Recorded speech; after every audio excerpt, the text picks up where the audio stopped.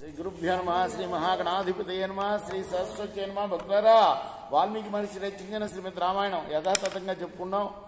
ఇందులో భాగంగా నిన్నటి వరకు బాల అయోధ్యారణ్య కిష్కింధ సుందరకాండ యుద్ధకాండలు కూడా పూర్తి చేసాం. ఉత్తరకాండలో కూడా మనం 25 సర్గలు పూర్తి చేసి 26వ సర్గలోని 39వ శ్లోకం వరకు చెప్పుకున్నాం. ఈ రోజున 40వ శ్లోకం నుండి కొనసాగిద్దాం. కొనసాగించే ముందు వ్యాస భగవాను ప్రార్థన చేసుకుందాం. వాల్మీకి మహర్షిని ప్రార్థన చేసుకుందాం. కుజంతం రామ రామేతి మధురం మధురాక్షరం ఆరుహ్య కవితా శాఖం వందే వాల్మీకి కోకిలం అంజనానందనం వీరం జానకి శోకనాశనం కపీశమక్షంతారం వందే లంకా భయంకరం. సదా నింబవృక్షస్య మూలాధివాసాత్ సుధాశ్రావిణం తిక్తమప్యప్రియంతం తరుం కల్పవృక్షాదికం సాధయంతం నమామీశ్వరం సద్గురుం సాయినాథం. సమర్థద్గురు సాయినాథ్ మహారాజ్ की जय.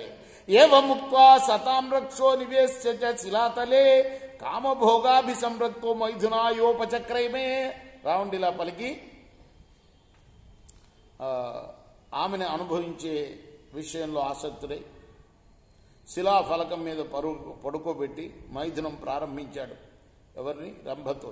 సా విముక్త తతో రంభ భ్రష్టమాల్యా విభూషణ గజేంద్ర క్రీడమగిత నదీ వాకులతాంగత. తర్వాత అతను విడిచిపెట్టవేయగా మాలలు అలంకారాలు జారిపోయి ఆ రంభ మహాగజం క్రీడించడం చేత కదిలిపోయిన నదిలాగా వ్యాకులత్వాన్ని పొందింది. లులితాకుల కేశాంత కరవేపిత పల్లభా పవనేనావధూతేన లతా కుసుమశాలని సా వేపమానా లజ్జంతి భీతాకర కృతాంజలి నలకోబరమాసాధ్య పాదయోర్నిపాత. ఆమె జుట్టు కాస్త నలిగిపోయింది. చిగుళ్ళ వంటి చేతులు వణుకుతూ ఉన్నాయి. ఆమె భయంతో గాలి కదులుతున్న పుష్పంతో నిండిన లతలాగా వణికిపోతూ సిగ్గుతో అంజలి ఘటించి నలకూబరుని దగ్గరికి వెళ్లి అతని పాదాల మీద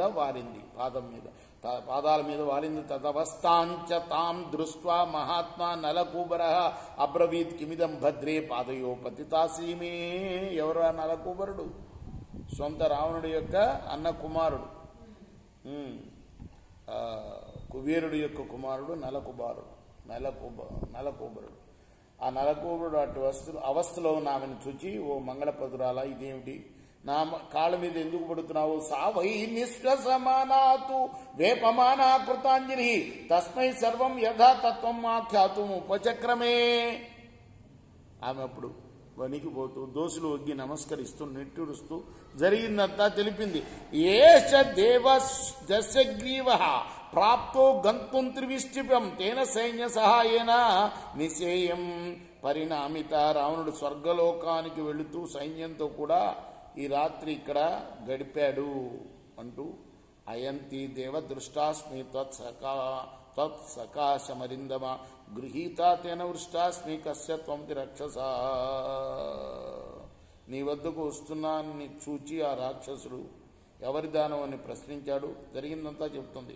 మయాతు సర్వం యత్ సత్యం తస్మై సర్వం నివేదితం కామమోహాభిభూతాత్మాన్ ఆశ్రౌచీత్ తద్వచ్చుతో మమ యాచమానో మయా దేవ స్నుషాతే అమతి ప్రభో.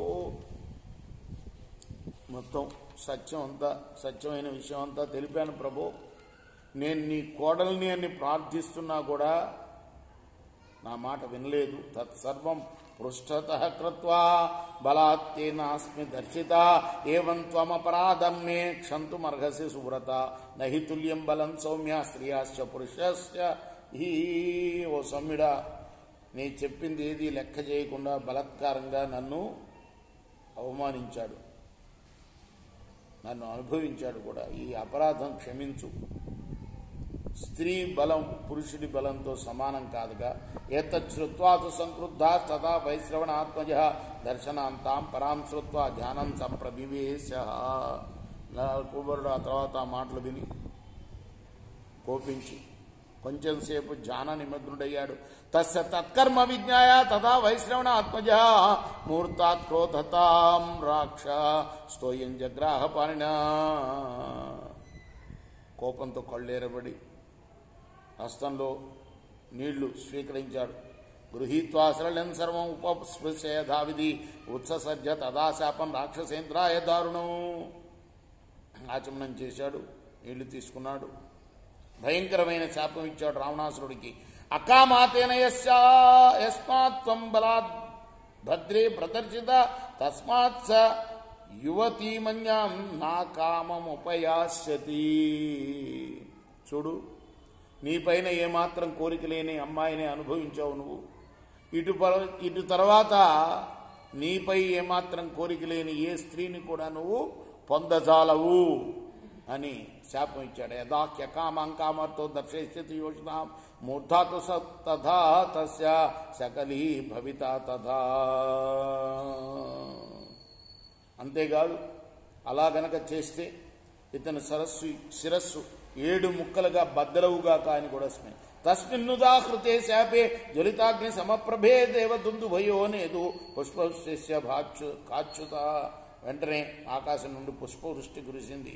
ఆ శాప వాక్యం ఎప్పుడైతే ఉచ్చరించాడో వెంటనే ఆకాశం నుండి అతని పైన పుష్పవృష్టి కురిసింది. పితామహ ముఖాశ్చైవ సర్వే దేవా ప్రజిత జ్ఞాత్వా లోకగతిం సర్వాం తస్య మృత్యుంచ రక్షస ఋషయపతిరస్యేవ ప్రీతిమా పురనుత్తమాం.